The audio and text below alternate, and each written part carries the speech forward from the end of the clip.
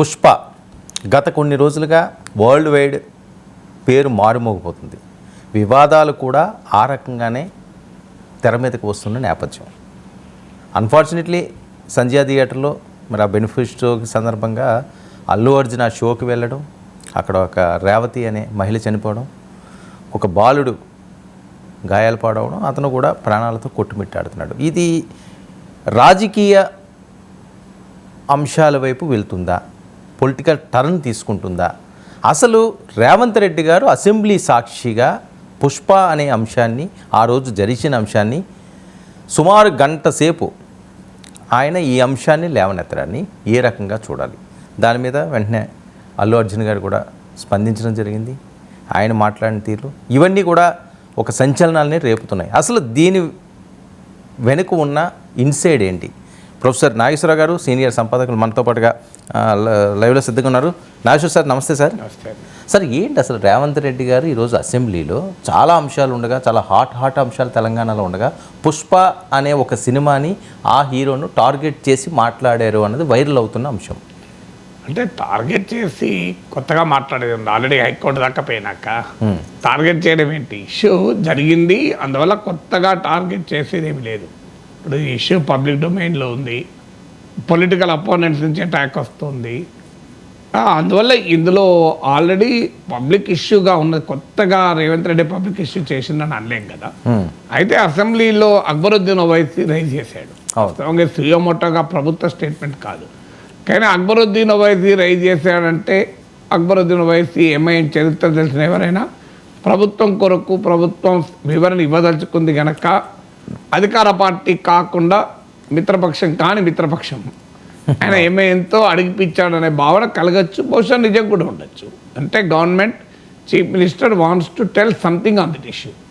లేకపోతే సహజంగా స్పీకర్ కూడా దాన్ని రిజెక్ట్ చేయొచ్చు, చర్చకు అవకాశం ఇవ్వకపోవచ్చు.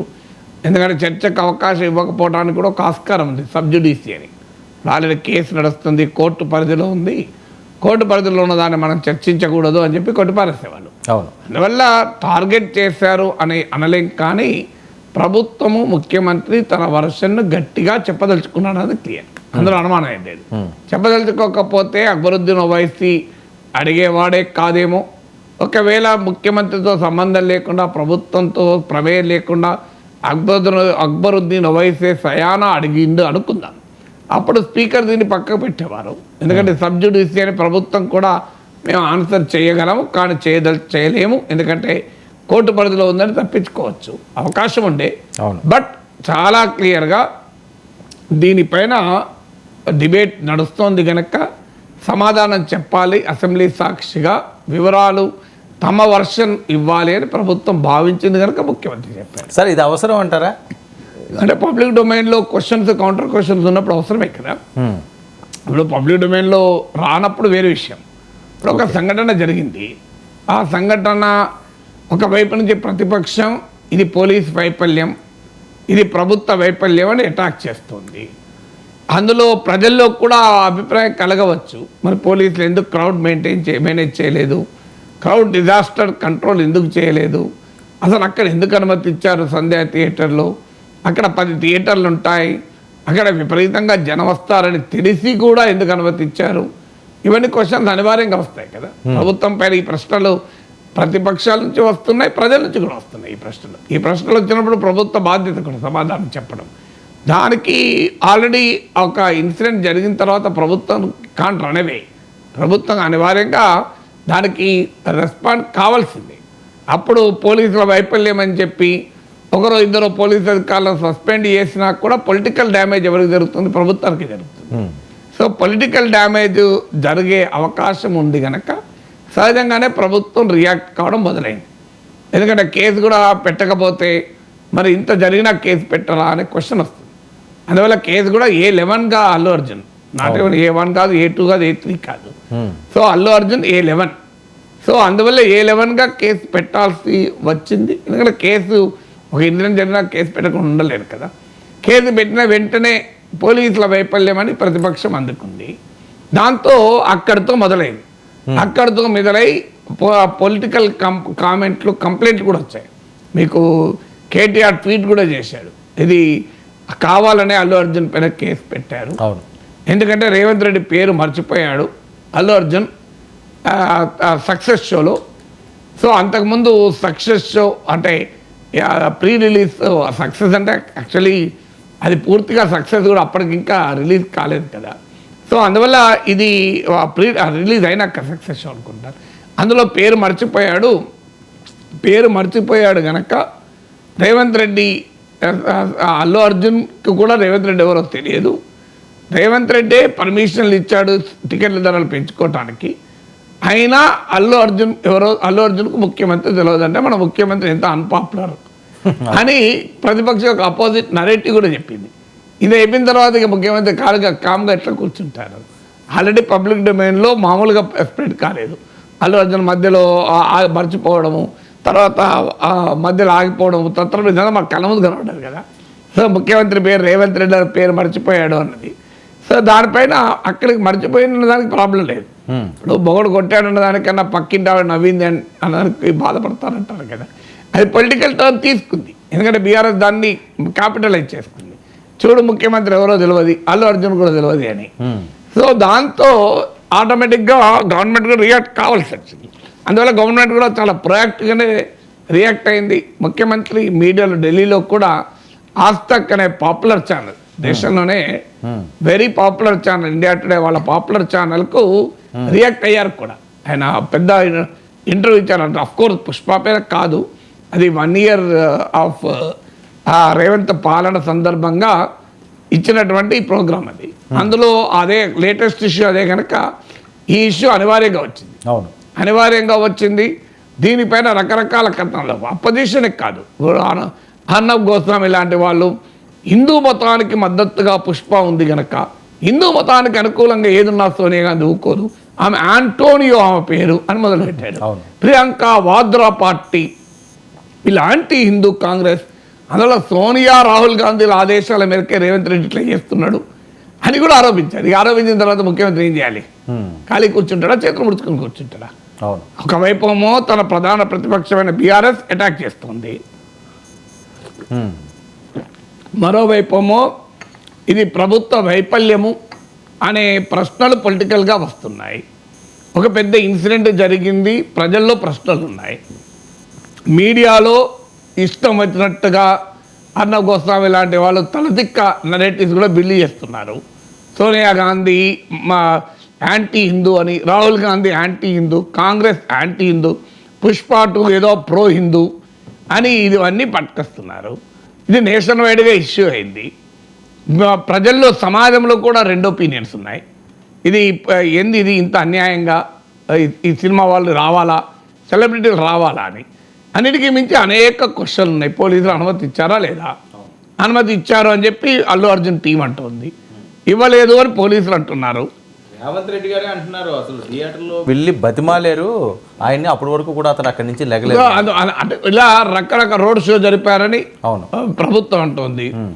సో ఇలా రకరకాల పబ్లిక్ డొమైన్లో అనేక ప్రశ్నలు ఉన్నప్పుడు ముఖ్యమంత్రి బహుశా అసెంబ్లీ సాక్షిగా, మీడియా సాక్షిగా ఆల్రెడీ మాట్లాడాడు. మీకు అది ఇండియా టుడే ఆజ్తక్ ఇంటర్వ్యూ, ఎందుకంటే ఇది నేషనల్ ఇష్యూ పుష్ప కనుక బహుశా ఈ మ్యాటర్ చోజన్, అది ప్లాట్ఫామ్ కదా అని.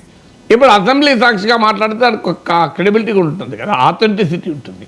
ఎందుకంటే అసెంబ్లీలో పోలీసును కోట్ చేస్తూ అసెంబ్లీలో మాట్లాడాడు. So it's very very important official statement అవుతుంది. అది తప్పైతే కంటెంప్ట్ ఆఫ్ లెజిస్లేచర్ అవుతుంది. అంత అయ్యాక ఇక అల్లు అర్జున్ కామ్గా ఉంటే అల్లు అర్జున్ తప్పు చేశాడన్నది ఎస్టాబ్లిష్ అవుతుంది కదా. అందువల్ల అల్లు అర్జున్ కూడా రియాక్ట్ అయ్యాడు. అంతే మొత్తంలో రియాక్ట్ అయ్యాడు, పేరు చెప్పలేదు కానీ టోన్ అండ్ టెనర్లో చేంజ్ ఉండొచ్చు. కానీ ఒక పొలిటీషియన్ స్టైల్లో పొలిటీషియన్ రియాక్ట్ అయితే ఈక్వల్లీ కంటెంట్ రీతే ఈక్వల్లీ షార్ప్గా అల్లు అర్జున్ రియాక్ట్ అయ్యాడు. సో తన క్యారెక్టర్ అసాసినేషన్ చేస్తున్నారన్నాడు, చాలా లో పాయింట్ అన్నాడు. సో ఇలా మిస్ఇన్ఫర్మేషన్ అన్నాడు. సో ఒక డిఫేమేషన్ అన్న పదం వాడలే కానీ మిగతా వాడాడు. సార్ రేవంత్ ఏం మాట్లాడారు ఒకసారి విందాం సార్, తర్వాత బండిగా మాట్లాడింది విందాం. రేవంత్ రెడ్డి గారు వాయిస్ ప్లే చేయండి. ఒక్క రోజు కోసం పోలీస్ స్టేషన్ పోయిన ఇంటికాడ క్యూ కట్టి ప్రభుత్వాన్ని తిడుతున్నారు, నన్ను తిడుతున్నారు, అతన్ని పరామర్శిస్తున్నారు. ఏమైంది అధ్యక్ష? అతను కాలు పోయిందా, కన్ను పోయిందా, చేయి పోయిందా, ఏమైనా కిడ్నీలు దెబ్బతిన్నా, ఏమైంది? అతన్ని ఇంతమంది సినీ ప్రముఖులు పరామర్శించారు, కలిసిండ్రు, అభినందించారు. కానీ ఆ పిల్లగాన్ని కనీసమన్నా పరామర్శించడానికి సినీ ప్రముఖులు ముందుకు రాలేదంటే సినిమా ఇండస్ట్రీలో ఉన్న ప్రముఖులు ఏం ఆలోచన చేస్తుండ్రో, ఏం కోరుకుంటుండ్రో నాకైతే తెలియదు. మరి अफसोस की बात है, मैं फिल्म इंडस्ट्री जो बड़ा लोग है, मैं उन लोगों से गुजारिश करता हूँ, इनह्यूमन नहीं रहना. आप बिजनेस कर लो, आप पिक्चर निकालो, पैसे कमाओ, सरकार से इंसेंटिव्स ले लो, सब्सिडीज ले लो, स्पेशल प्रिविलेज शूटिंग के लिए जो होना है वो मांगो. मगर किसी का हत्या होने के बाद, किसी का जान बचाने के बाद, किसी का जान लेने के बाद आज स्पेशल प्रिविलेज मांगे तो ये सरकार में नहीं मिलने वाले. मैं जब तक मैं कुर्सी में रहता हूं तब तक नहीं देता हूं. मेरा जिम्मेदारी तेलंगाना आम जनता का जान बचाने का मेरा जिम्मेदारी है. उन लोगों के लिए कोई भी तकलीफ दिए, उन लोगों को कांग्रेस सरकार ने, मेरे सरकार ने छोड़ने वाला नहीं है.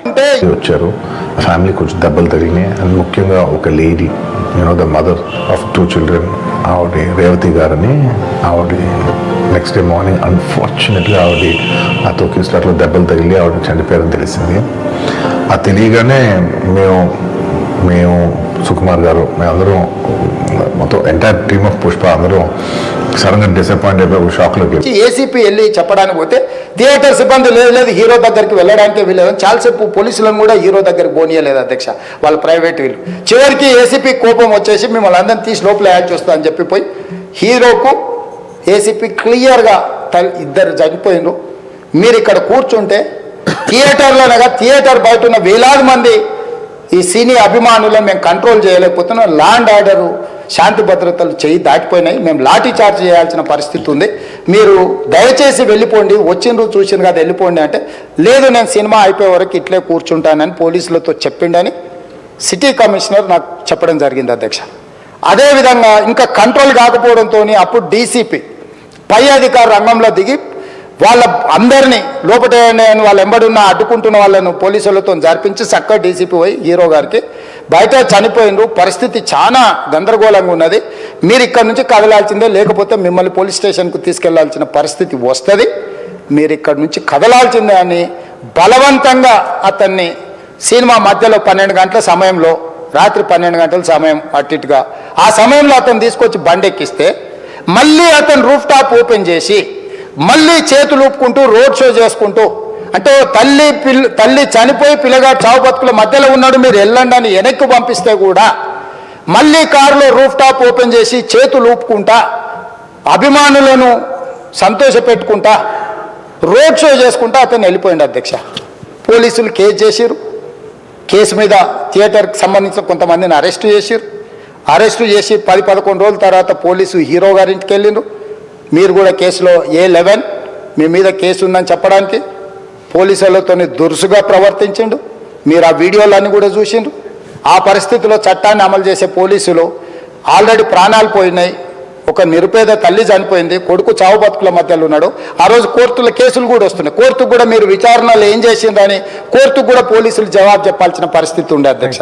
దాంతో మాట్లాడిన అంశం బన్నీ ఏం మాట్లాడారు ప్లే చేయండి. మా పోలీస్ సిబ్బంది వాళ్ళు ఎవరు నన్ను ఇన్స్టిగేట్ చేసినా, నేను ఎడ్జ్లో ఉన్నా, నేను కొంచెం స్లిప్ అయినా నాకు మళ్ళీ లీగల్గా ఇష్యూ ఉంటుంది. ప్లీజ్ నువ్వు ఒక అమౌంట్ మైత్రి నుంచి ఒక అమౌంట్ తీసుకుని మనం ఒక ఫిక్స్డ్ డిపాజిట్ ప్లాన్ చేద్దాం. ఊరికే మనం ఏదో చేతులు దొరికేసుకుని అలా కాకుండా మిగతా కాకుండా మనం జెన్యున్ ఏదో చేద్దాం. కానీ ఆ అబ్బాయికి ఏదో ఫిజియోథెరపిస్ట్ పెట్టిద్దాం, ఇలా చేద్దాం అలా చేద్దాం, ఎన్నో విషయాలు మాట్లాడుకున్నాం. అంత మాట్లాడుకున్న తర్వాత నేను కేరింగ్గా లేను సార్, ఎలా ఉంటాను sir? I have the same age kid. నా కిడ్కి ఎలా అయిందంటే నేను అలాగే ఫీల్ అవుతాను కదా. I not a father? నాకు ఉండదా? ఇన్ని క్యారెక్టర్ ఇంత అసాసినేట్ చేసినప్పుడు ఇట్స్ పబ్లిక్లీ హ్యూమిలియేటింగ్. నాకు చాలా బాధగా, నేను ఇంత చేసినా కూడా నాకు బాధగా ఉంది సార్. అమ్మ మన తెలుగు వాళ్ళు బరువు తీసిన పైన పెడతామని నేను సినిమా చేస్తుంటే మళ్ళీ లాక్కుంటున్నాం. Anyway doesn't matter. ఓకే, మీరందరూ నాకు అనుకున్నారో చెప్తాను. వదిలేదు అసలు ఇంకా ఎండింగ్ ఎందుకు మళ్ళీ డబ్బులతో ఇచ్చాం. Then very well. నేను ఒక్క నిమిషం let me complete please. It's my only request. నేను ఒక ఫ్లోలో ఉన్నా, మీరు ఒక్క ఫ్లో కట్ చేసినా టెల్ యూ వై. మీరు ఒకవేళ ఎవరు నన్ను ఇన్స్టిగేట్ చేసినా, నేను ఎడ్జ్లో ఉన్నా, నేను కొంచెం స్లిప్ అయినా నాకు మళ్ళీ లీగల్గా ఇష్యూ ఉంటుంది. ప్లీజ్ అదొక్కటే నాకు కోఆపరేట్ చేయండి please. On humanitarian grounds I request that. And to repeat the entire flow in a much shorter way, the entire national media which is watching in English, I'd like to repeat the entire thing in a much shorter way. Firstly, it's a very unfortunate. Sir ఇది తిను కూడా తన ఆవేదన వ్యక్తం చేస్తాడు. ఇది కావాలని ఎవడో చేసే పరిస్థితి. నాకు కూడా పిల్లలు ఉన్నారు కదా, నా వయసు ఆ వయసు కొడుకు నాకు ఉన్నాడు, నేను ఎలా చేస్తాను అంటే ఇప్పుడు అదే దీంట్లో ఇప్పుడున్న అసలు అర్థం కావాల్సిన పాయింట్ అదే. శాసనసభ వేదికపై పోలీసును కోట్ చేస్తూ ముఖ్యమంత్రి చేసిన అధికారిక ప్రకటన. అవును, ఇది మనకు అండలేను. ఏదో ఇండియా టుడే ఆస్తక్ షోలో అన్నాడు, ఓ పొలిటికల్ లీడర్ అన్నాడు అన్నది కాదు కదా. అవును, chief minister of the state coating the police commissioner of police నాకు చెప్పాడని కూడా చెప్పాడు. అవును. సో కోటింగ్ ద పోలీస్ అఫీషియల్గా ఫ్లోర్ ఆఫ్ ద హౌస్ చెప్పాడు. అది ఏమాత్రము తప్పైనా మిస్లీడింగ్ ద హౌస్ అవుతుంది, కంటెంప్ట్ ఆఫ్ లెజిస్లేచర్ అవుతుంది. ప్రతిపక్షాలు కూడా ఇప్పుడు ఖచ్చితంగా ప్రతిదానికి అకౌంటబిలిటీ అడుగుతారు. ఇప్పుడు ఉదాహరణకు ముఖ్యమంత్రి ఓ మాట చెప్పాడు, మేము పోలీసు వాళ్ళు సెకండ్ రోజు వాళ్ళు అనుమతి అడిగారు, థర్డ్ రోజు అనుమతి ఇవ్వలేము, రానియద్దు అని చెప్పి రిటర్న్గా చెప్పాము, ఎక్నాలెడ్జ్మెంట్ సంతకం పెట్టి తీసుకున్నారు, సంధ్యాతి యాజమాన్యానికి ఇచ్చి వచ్చాడు అని చెప్పారు. అన్న తర్వాత ఇప్పుడు రేపు దట్స్ పబ్లిక్ డాక్యుమెంట్ పోలీసుది. అవును, మరి వాళ్ళు నిజంగానే ఇప్పుడు సంధ్యాతి యాజమాన్యానికి చెప్పి మీరు రావద్దు అన్నాక కూడా వెళ్ళారా? సో ఇవన్నీ చాలా సీరియస్ క్వశ్చన్స్. ఇందులో ఎమోషనల్ పాయింట్స్ ఉండవచ్చు. అంటే ముఖ్యమంత్రి ఒక ఎమోషన్ చెప్తున్నారు, ప్రజలు ఒక తల్లి చనిపోతే సినిమా హీరో స్పందించడా, చనిపోయిందని చెప్పినాక కూడా బయటికి రాడా, తర్వాత కూడా చనిపోయిందని తెలిసాక కూడా రోడ్ షో చేస్తాడా? అసలు ఈ సినిమా వాళ్ళకు కూడా అందరూ ఆయనను పరామర్శించారు, అల్లు అర్జున్ను, కానీ ఒక్కనన్నా వాళ్ళని పరామర్శించారు బాధితుల్ని అని ఒక పబ్లిక్ తరఫున ఒక ఎమోషన్ ముఖ్యమంత్రి రైజ్ చేస్తున్నాడు. లేదు నేను అలాంటి వాన్నా, నాకు కూడా ఆ వయసు బిడ్డ ఉన్నారు కదా, నేను మా అల్లు అరవింద్ కూడా అదే చెప్పాడు, మా కుటుంబం తెలియదా, 3వ జనరేషను, మేము అలా ఎందుకు ప్రవర్తిస్తాం, అంత అమానుషంగా ఎందుకు, నా క్యారెక్టర్ అసాసినేషన్, నాకు పోలీసులు ఎవరు ఏమీ చెప్పలేదు, నాకు నెక్స్ట్ డే మార్నింగ్ వరకు ఏమీ తెలియదు అని అంటున్నారు. ఇంకా నెక్స్ట్ డే మార్నింగ్ వరకు ఏమీ తెలియదు అన్నది కొద్దిగా నమ్మడానికి ఇబ్బందిగా ఉంది. ఎందుకంటే ఆ సినిమా థియేటర్లో ఉండగా తెలియదు అని అల్లు అర్జున్ అంటే దట్ ఈస్ వన్ వర్షన్. తెలుసు పోలీసులు చెప్పారనేది ముఖ్యమంత్రి version, which can be contested both. కానీ నెక్స్ట్ డే మార్నింగ్ వరకు కూడా తెలియదు అంటున్నాడు. సాధారణంగా నెక్స్ట్ డే మార్నింగ్ వరకు తెలియకుండా ఉంటుంది, ఆ టీవీలు అన్నింటిలో వస్తుంటాయి, ఎవరెవరు చెప్తారు కదా. ఓకే, వచ్చాయన వెంటనే వచ్చి ఇమీడియట్గా నిద్రపోడు కదా. సో తాను బయటకు వచ్చాక జరిగిన పరిణామాలు వార్తలు అందరూ చూస్తారు కదా, తెలియకుండా ఎలా ఉంటుంది అది. సో వాళ్ళ టీం వాళ్ళు ఎవరెవరు చెప్తారు. అవును. సో తెలియదు అంటే కొద్దిగా ఆశ్చర్యంగానే ఉంది. నెక్స్ట్ డే మార్నింగ్ వరకు ఒక పర్సన్ చనిపోయారు అంటే నమ్మడానికి వీలు కాలేదు. అందులో అయితే అక్బరుద్దీన్ ఓవైసీ వాదన ఏంటంటే ఆయనకు వెళ్ళి చెప్తే పోలీస్ వాళ్ళు ఎవరో చెప్తే ఇలా అయితే సినిమా హిట్ అవుతుంది అన్నాడని ఓవైసీ అంటాడు. అల్లు అర్జున్ అన్నట్లు రేవంత్ రెడ్డి దాన్ని ప్రస్తావించి నేను వ్యాలిడేట్ చేయలేను, ఒక బాధ్యత కలిగే పొజిషన్లో ఉండి నాకు తెలియదు, నేను అది చెప్పలేను, కానీ నేను కూడా విన్నాను అన్నాడు. కానీ అలా అంటానా నేను అని అల్లు అర్జున్ అంటున్నాడు.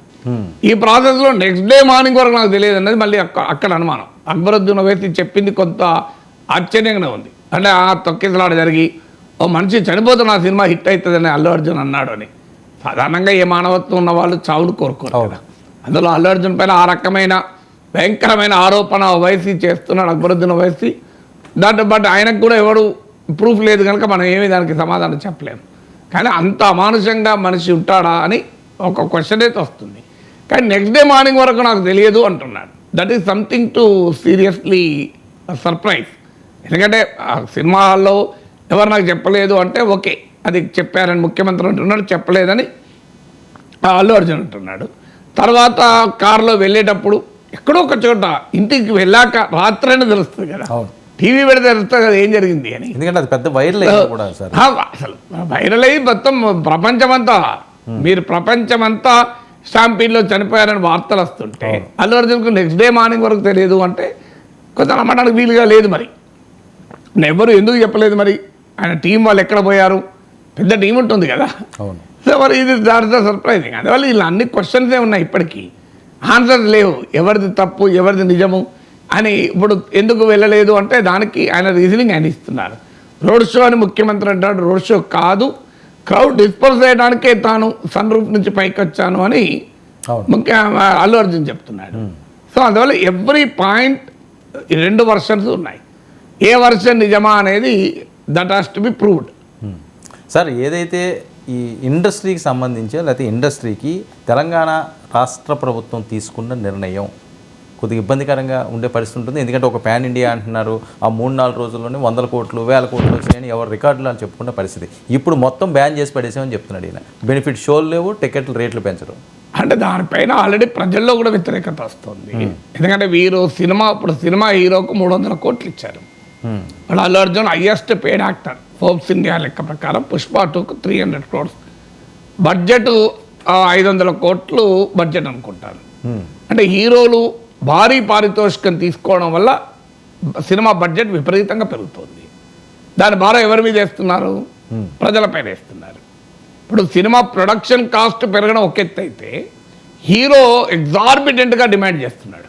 ఇప్పుడు 300 మన ఫోర్బ్స్ ఇండియా కథనం ప్రకారం ఎవరైతే దాన్ని కౌంటర్ చేయలే, హైయెస్ట్ పేడ్ 10 మంది సల్మాన్ ఖాన్, షారూక్ ఖాన్, దళపతి విజయ్, రజనీకాంత్, కమల్ హాసన్, అక్షయ్ కుమార్, ఇలా అందరికన్నా అమీర్ ఖాన్, వీళ్ళందరికన్నా ప్రభాస్, అందరికన్నా హైయెస్ట్ పేడ్ యాక్టర్ ఎవరు అంటే అల్లు అర్జున్.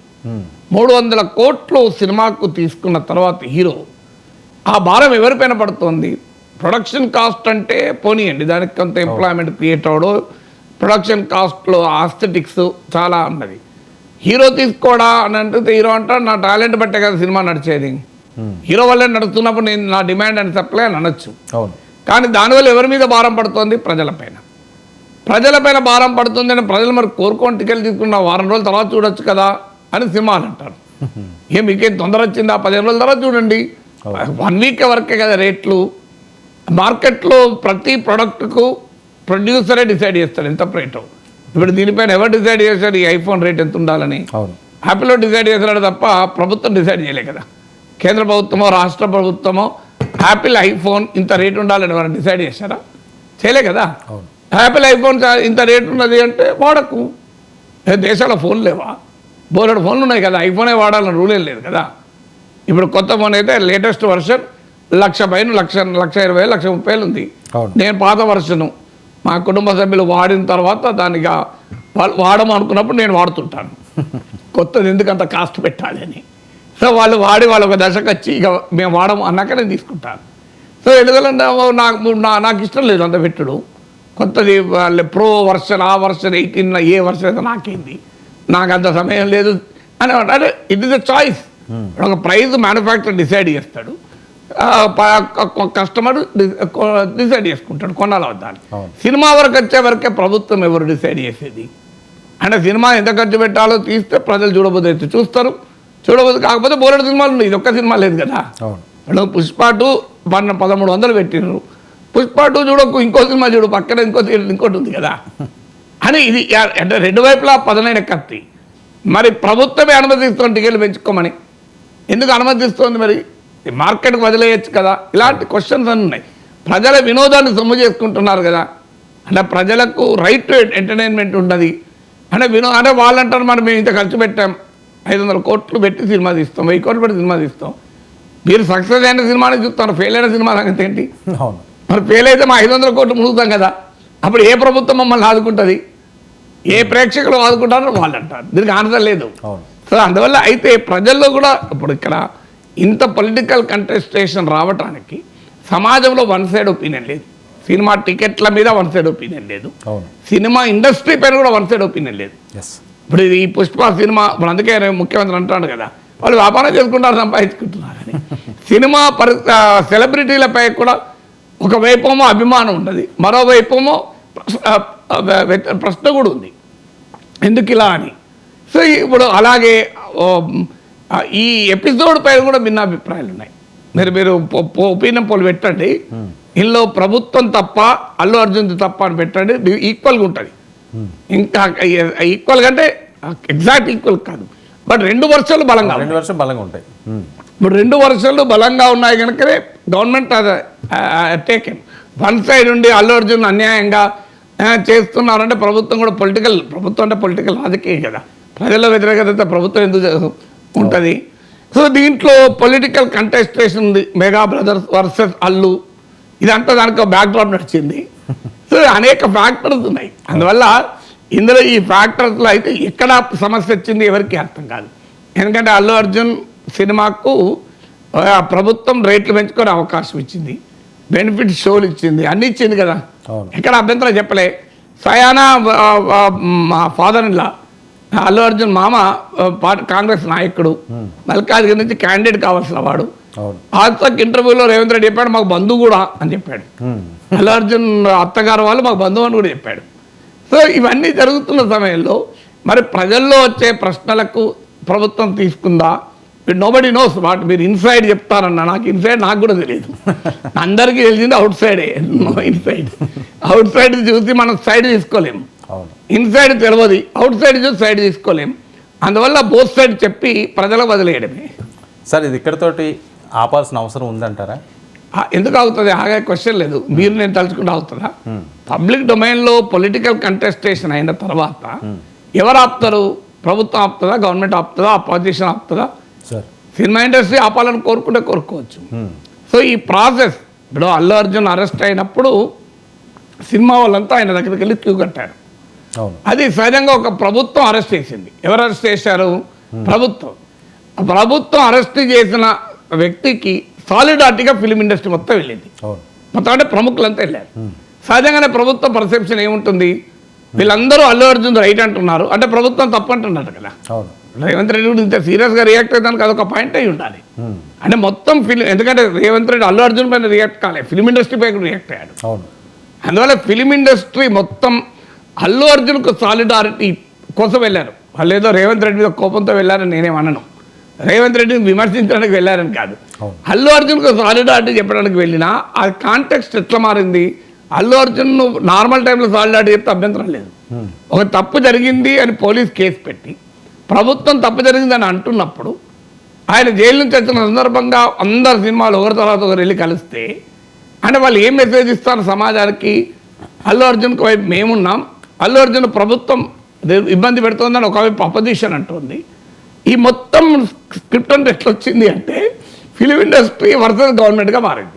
ఇక మారిన తర్వాత గవర్నమెంట్ రియాక్ట్ అయింది, బెనిఫిట్స్ రద్దు చేస్తాం. ఆల్రెడీ ప్రజల్లో ఒక డిఫరెంట్ ఒపీనియన్ ఉంది, ఏంటి ఈ ధరలు ఇంత టికెట్ ధరలు పెంచుకునే ఏంటి అని. సో ఇవన్నీ కాంబినేషన్ ఆఫ్ ఫ్యాక్టర్స్ ఉన్నాయి, ఒక వెబ్ ఆఫ్ థింగ్స్ ఉన్నాయి. ఇందులో కుల్లంకుల్లా కావడానికి చాలా సమయం పడుతుంది. సార్ జాతీయ స్థాయిలో నన్ను దోషిగా నిలబెడుతున్నారు అన్నది అల్లు అర్జున్ గారి ఆవేదన. నిజంగా అది ఎస్టాబ్లిష్ అవుతున్నదా పబ్లిక్లో?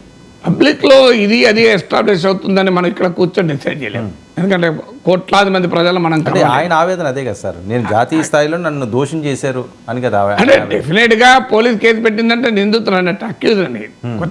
కొత్తగా దోషం చేయడం ఏంటి? ఇది అక్యూజ్ నెంబర్ 11, A11 కదా. A11 అంటే ఏంటి? ఏ అంటే అక్యూజ్డ్, ఏ అంటే యాపిల్ కాదు, ఏ ఫర్ యాపిల్ కాదు కదా, ఇక్కడ ఏ ఫర్ యాపిల్ కాదు, ఏ ఫర్ అక్యూజ్డే కదా A11 అంటే. సో అక్యూజ్ నెంబర్ 11 అంటే మరి ప్రభుత్వం దోషిగా నిలబెట్టింది. అయితే నిందితులు మాత్రమే, ఇప్పుడు ఆయన నేరస్తుడు కాదు కదా, నేరస్తుడు కాదు. హైకోర్టు ప్రైమా ఫేసి ఎవిడెన్స్ లేదని కూడా చెప్పింది. రేపు కోర్టులో తేలుతుంది అల్టిమేట్గా ఏమవుతుందని. ఎందుకంటే ఉభయల వైపు వాదనలు కంప్లీట్లీ అపోజిట్ ఉన్నాయి. ఇందులో ఎక్కడన్నా ఒక చోట గ్రే ఏరియా లేదు, కంప్లీట్ డైవర్స్. పోలీసులు అనుమతి ఇవ్వలేదు అని ప్రభుత్వం అంటుంది, అనుమతి ఇచ్చారని అల్లు అర్జున్ తరఫు టీం అంటుంది. అనుమతి ఇవ్వకపోతే పోలీసు వాళ్ళే నాకు ఎందుకు దారి చూపారని అల్లు అర్జున్ అంటాడు. సో అందువల్ల కంప్లీట్లీ కంటెస్టబుల్ ఉన్నాయి కనుక మెటీరియల్ ఎవిడెన్స్ కోర్టు ముందుకు రావాల్సిందే. ఇప్పుడు పొలిటికల్ డొమైన్లో, పబ్లిక్ డొమైన్లో ఎవరి వాదన వాళ్ళు చెప్పచ్చు. అల్టిమేట్గా కోర్టు ముందు వాదనలు చెప్తే సరిపోదు కదా, court will ask for the evidence. ఇప్పుడు ఉదాహరణకు ముఖ్యమంత్రి మాట అన్నాడు, మేము లిఖితపూర్వకంగా సంధ్యా థియేటర్ యాజమాన్యానికి డిసెంబర్ 2న వాళ్ళు అప్లికేషన్ పెడితే డిసెంబర్ 3న రావద్దు అని చెప్పాము. ఎక్నాలెడ్జ్మెంట్ ఉంది, సంతకం పెట్టాడు అడ్మినిస్ట్రేటివ్ ఆఫీసర్ సంధ్యా థియేటర్కి ఇచ్చాం, దాని సీల్ వేసి సంతకం పెట్టి మాకు ఇచ్చారన్నాడు. కోర్టు ముందు అది ప్రజెంట్ చేయాల్సి వస్తుంది పోలీసు. అవును, మరి అది ప్రజెంట్ చేసినప్పుడు అల్లు అర్జున్ టీం ఏమంటుంది? మరి అట్లా క్లియర్గా రిజెక్ట్ చేసిన తర్వాత కూడా మరి ఎలా వచ్చారు? తర్వాత ఒక రోడ్ షో చేశారని ముఖ్యమంత్రి అంటాడు. ఇది రోడ్ షో కాదు, కొద్ది మీటర్ల ముందు, అది కూడా ఆడియన్స్ డిస్పర్స్ కావాలని నేను బయటికి వచ్చానంటాను. రేపు ఆ విజువల్స్ ఫుటేజ్ అంతా కోర్టు ముందుకు వస్తుంది కదా. ఇవన్నీ మెటీరియల్ ఎవిడెన్స్. పొలిటికల్ డొమైన్లో, పబ్లిక్ డొమైన్లో ఎవరి వాదనలు వాళ్ళు చెప్పచ్చు, కానీ అల్టిమేట్గా కోర్టు ముందుకు వచ్చే వరకు material evidence. Court will see the videos also if required. ఎందుకంటే ఆ వీడియోలు చూస్తారు. ఇప్పుడు మీకు అల్లు అర్జున్ దురుసుగా ప్రవర్తించాడు అని ముఖ్యమంత్రి అసెంబ్లీ సాక్షిగా అంటూ మీరు ఆ వీడియోలు కూడా చూశారు అన్నారు. అల్లు అర్జున్ ఆర్గ్యుమెంట్ ఏంటి? నా బెడ్రూమ్లోకి వచ్చారు, నేను డ్రెస్ మార్చుకుంటే అంటే కూడా ఎలో చేయలేదు అని అన్నారు. ఈ రెండు కంప్లీట్లీ కాంట్రడిక్టరీ. వీడియోలు చూడండి అని కూడా అంటున్నాడు ముఖ్యమంత్రి. ఇప్పుడు ఆ వీడియోలు మరి మెటీరియల్ ఎవిడెన్స్ కోర్టు ముందుకు వస్తాయి. సో అందువల్ల కోర్టు ముందు మెటీరియల్ ఎవిడెన్స్తో వచ్చినప్పుడు వాట్ ఈజ్ వాట్ అని తెలుస్తుంది కదా. అయితే ఇప్పుడు కొన్ని ఉన్నాయి, ఇలా మెటీరియల్ ఎవిడెన్స్ ఉండడం కష్టం. ఏసీపీ వెళ్ళాడు ముందు, డీసీపీ వెళ్ళి చెప్పాడు, ఆయన ముందే చెప్పినా కూడా సినిమా చూశాడని. అది మరి ఎలా ప్రూవ్ చేస్తారో తెలియదు, ఎందుకంటే అది ఓరల్గా చెప్పడమే కదా. సో అక్కడ ఎవరమో సాక్షులుగా ఎవరుంటారు, ఎవరు చెప్తారు అనేది క్వశ్చన్. థియేటర్లో కష్టం కూడా అది థియేటర్లో కష్టం కదా. నథింగ్ ఇది రికార్డెడ్ కదా. థియేటర్లో ఈ సీసీటీవీ ఉంటాం సార్. గతంలో ఇలాంటి సిచ్యువేషన్లు, ఇలాంటి సంఘటనలు ఏమన్నా జరిగిన సందర్భం ఉన్నా సార్? అంటే మనకు గుర్తులేదు, మాట్లాడకూడదు. గతంలో స్టాంపీడ్లు జరిగిన సందర్భాలు ఉన్నాయి. ఇక్కడ మాత్రం నిజం, క్రౌడ్ డిజాస్టర్స్ మన దేశంలో అనేక సార్లు జరుగుతున్నాయి. మొన్న ఉత్తరప్రదేశ్లో బోలే బాబా, మీకు గోదావరి పుష్కరాలు, జయలలిత మీటింగ్లో జరిగింది, మనకు పొలిటికల్ మీటింగ్స్లో జరుగుతున్నాయి, మీకు గుజరాత్లో ఒక బ్రిడ్జ్ మీద జరిగింది. ఇలా ఒక్కసారి కాదు, ఇది దేవాలయాల్లో జరుగుతున్నాయి, ఆరాధనా స్థలాల్లో జరుగుతున్నాయి, ఇలా అనేక సార్లు జరుగుతున్నాయి. అయినా ప్రాపర్ క్రౌడ్ డిజాస్టర్ మేనేజ్మెంట్ అనేది ఎవరూ పట్టించుకుంటలేదు. అదే అన్ఫార్చునేట్. ఫస్ట్ ఆఫ్ ఆల్ ఆ సంధ్యా థియేటర్కు సినిమా హీరోలు రాకూడదు. అందరికీ తెలుసు అక్కడ 10 షాపులు ఉన్నాయి, 10 థియేటర్లు ఉన్నాయి. అదే టైంకు 10 థియేటర్లో షోలు ఉంటాయి. అదే సమయంలో అక్కడ ఎగ్జిట్ ఎంట్రీకి గేట్లు ఏమి సెపరేట్గా లేవు. Sandhya theatre is not an open multiplex కాదు. ఎప్పుడు కూడా క్రౌడ్ డిస్పర్స్ చేయడానికి కూడా ఫెసిలిటీ ఉండాలి కదా. క్రౌడ్ డిస్పర్స్ చేయడానికి అది మెయిన్ రోడ్డు, విపరీతమైన ట్రాఫిక్ ఉండే ప్రాంతం. మీరు అక్కడ ఎందుకు రావాలి సెలబ్రిటీలు అంటారే. ఆ పోలీసులు అనుమతి ఇచ్చినా తప్పే అంట. పోలీసులు తప్పు, అప్పుడు తప్పు ఎవరిదో అయితే గ్యారెంటీగా ఉంటుంది. అనుమతి ఇవ్వకుండా పోతే సెలబ్రిటీలు తప్పు, అనుమతి ఇస్తే పోలీసులు కూడా తప్పు. ఎందుకు అక్కడ అనుమతి ఇవ్వాలి? ఏంటి దేశంలో లేవా థియేటర్లు, మల్టీప్లెక్స్ బోర్డు ఉన్నాయి? వెళ్ళి అక్కడ చూడండి. ప్రేక్షకుల మధ్య చూడాలి అని హీరోకు ఉండడంలో తప్పు పట్టను నేను. ప్రేక్షకుల మధ్య చూడాలి అంటే రేవంత్ రెడ్డి ముఖ్యమంత్రి ఇండియా టుడే आज तक ఇంటర్వ్యూలో घर में भी देख सकते ना అన్నాడు, హోమ్ థియేటర్ మీద देख सकते అని. సినిమా తాను నటించిన సినిమా ప్రేక్షకుల మధ్య ఉండి వాళ్ళ ఎమోషన్స్ చూడాలి అని ఒక హీరో అనుకుంటే తప్పేం లేదు. ఇప్పుడు నా వీడియో నేను చూసుకుంటూ 10 మంది ఒక సడన్గా నేను బస్సులో పోతుంటా, వేరే వాళ్ళ చూస్తున్నప్పుడు ఎలా రియాక్ట్ అయితే నాకు ఆనందం వేరే ఉంటుంది కదా, అందులో తప్పలేదు. కానీ సంధ్యా థియేటర్కి ఎందుకు వాళ్ళ సెంటిమెంట్ లాగా సినిమాలంతా సంధ్యా థియేటర్కి పోతారు. అదే 50 ఏళ్ళ కింద సంధ్యా థియేటర్ వేరు, 30 ఏళ్ళ కింద 20 ఏళ్ళ కింద సంధ్యా థియేటర్ వేరు. నేను 1978లో హైదరాబాద్కి వచ్చాను, కాచిగూడలో ఉండేవాడిని ఇంటర్మీడియట్ చదువుతూ. సుల్తాన్ బజార్లో మా కాలేజ్ ఉండే బడిచోడిలో. అప్పటి నుంచి చూస్తున్నాను నేను సుదర్శన్ డాక్టర్ సినిమాలు. హైదరాబాద్లో నేను మొట్టమొదటి సినిమా సంధ్యా థియేటర్లో చూసిన. నాకు తెలుసు కనుక చెప్తున్నాను. మొట్టమొదటి సినిమా హైదరాబాద్కి వచ్చాక ఫస్ట్ సినిమా సంధ్యా థియేటర్లో చూసిన. సో సెంటిమెంట్ అప్పుడున్న ట్రాఫిక్ సెంటిమెంట్లు కాదు కదా, ప్రజల భద్రత ముఖ్యం కదా. నీ సెంటిమెంట్లు ఉంటే ఎట్లా? నా పబ్లిక్ సేఫ్టీ ఈజ్ ఇంపార్టెంట్ కదా. ఆడ అవకాశమే లేదు, ఆడ చూడొద్దు. మరి ఆడ ఎందుకు ఆర్గనైజ్ చేస్తారో సినిమా వాళ్ళు సెంటిమెంట్ల పేరిట. మామూలు అది ఏ సెంటిమెంట్ ఏమున్నది అలా. సంధ్యా థియేటర్ సినిమా చూస్తేనే సక్సెస్ అవుతుందా? ఇంకెక్కడ చూస్తే సక్సెస్ కాదా? ఆ విచిత్రం ఏంటంటే అది ఎప్పుడో మల్టీప్లెక్స్ షాపింగ్ కాంప్లెక్స్ అయ్యేది. ఈ సెంటిమెంట్ వల్ల నా థియేటర్ అట్లా ఆగింది అది. అందువల్ల మనకి ఇంకా మల్టీప్లెక్స్లో చూస్తే ఇంకెక్కువ సినిమా బ్యూటిఫుల్గా ఉంటుంది కదా. మీరు ఆ సంధ్యా థియేటర్లో చూడాలి అంటే జనం మధ్యలో చూడాలి అంటే వెళ్ళి ఏదైనా పల్లెటూరుకి వెళ్ళి చూడండి. ఇక్కడ అక్కడ ప్లేస్ లేదు. నీకు ఇంపార్టెంట్ అక్కడే స్టార్ట్ అవుతుంది మిస్టేక్. అసలు సినిమా సంధ్యా థియేటర్లో చూడాలన్న ఆలోచన తప్పంట నేను. అది అనుమతిస్తే పోలీసులు తప్పు, అనుమతి ఇవ్వకపోతే సినిమా వాళ్ళ తప్పు. బట్ ఏదైనా తప్పు. అందువల్ల క్రౌడ్ డిజాస్టర్ విషయంలో మనకు కాన్షియస్నెస్ లేదు అనేది చాలా క్లియర్గా అర్థమవుతుంది కదా.